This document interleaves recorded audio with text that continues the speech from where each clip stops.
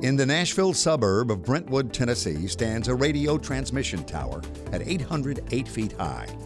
It was once the tallest broadcast tower in the United States. That structure? The historic WSM radio tower, nicknamed the Air Castle of the South. It's an essential part of not just radio, but Music City's history. Connecting Nashville to country music, WSM is the home and origin of the Grand Ole Opry, the longest-running radio program in the world, and what would become the show that made country music famous. Well, hello, everybody at the Grand Ole Opry! It is the most famed country music station in the world.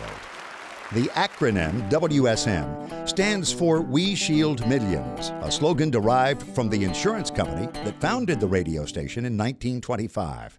This WSM Tower transmission complex holds significant weight in broadcast history. Built in 1932, this complex has been a launching pad and development grounds for so many key radio inventions.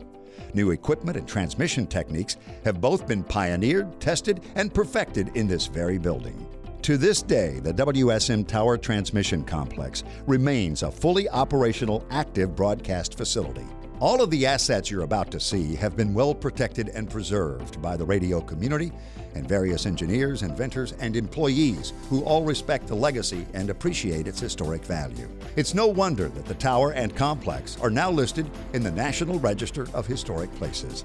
Designed by renowned architect Russell E. Hart, who also designed the Tennessee Governor's Mansion, the tower has a 50,000-watt transmitter. That's enough to broadcast over hundreds of miles during the daytime, which gives this transmitter and tower one of the largest daytime coverage areas in the country. Come with us on a tour of the WSM Tower Transmission Complex, to the place where the most influential radio station in the history of country music is transmitted. At one time, as many as 25 employees tended this facility around the clock. Upon entering the transmission hub, look down and you'll see the original WSM emblem. Just beyond the entrance lies the preserved engineer's office.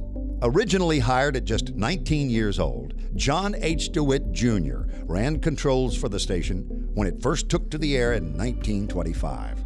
He was eventually appointed the chief engineer of WSM in 1932 and went on to help launch WSM's television station in 1950. Many of Mr. DeWitt's maps and engineering reference books are still there and still in use. In fact, today, Chief Engineer Jason Cooper works out of the same office and learned lots of tricks of the engineering trade from some of these same books. Around the corner, you'll find the main communications room. This is where several tower transmission and radio broadcast switches and elements live. This giant wood and steel contraption is an air core capacitor. It was a major component of the tower tuning network that helped transmit the right amount of power to the tower. A remarkable piece of equipment developed at this location was the portable remote broadcast link transmitter. It was the first wireless transmitter of its size that allowed live broadcasts at remote locations without needing to be connected to the telephone grid.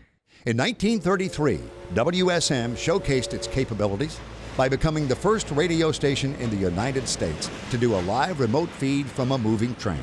Numerous other broadcast technology innovations included the ability to put aviation lights on a hot tower using parallel resonance filters, as well as the invention of the modern remote facility controller. Just around the corner in this campus storage room, you'll find various old and new stock, mostly things that are no longer used, like these fuses. You'll also discover this crate stencil that showcases the address of the original WSM office. Travel down the winding staircase and you'll end up in the complex basement, where there are still notes or minutes from FEMA, the nation's Federal Emergency Management Agency meetings. That's because the station and this location played a big part in war efforts, such as during World War II. The station was a primary entry point, PEP station, designated to provide transmissions to submarines if ship-to-shore communications were ever lost. And to this day, it's still the primary entry point station for national alerting, such as weather warnings, presidential alerts, amber alerts, and other nationwide alerts in this region. So you see, some of the broadcast's most key moments, all born right here. We, of course, saved the best for last on our tour. Just outside here in this field, we were able to get special permission to get up close and personal with the powerful and iconic tower. At the base of the tower are two porcelain insulators. They are essential for electrically isolating an AM radio tower from the ground. Incredibly, they bear the entire weight of the tower, estimated to be over 300 tons. The tower's height is equal to that of an 80-story building. That's nearly 200 feet taller than the AT&T or Batman building in downtown Nashville. When the tower was built in 1932, it was 878 feet. In 1939, the tower was reduced when it was discovered that the optimum height was 808 feet for the radio waves to reach even more cities. Next to the tower is the Tower Tuning House. It has one job: to shelter and protect the tuning network. Today we'll have some of the greatest stars of country music to entertain you. While WSM announcers in the station have had many homes, the only time broadcasts were hosted from the Brentwood complex was during the massive 2010 flood. I remember that flood like it was yesterday, and how we were relocated to these very grounds to keep the broadcast going. The most influential radio station in the history of country music transmitted from Nashville grounds. And its history still runs deep in these walls.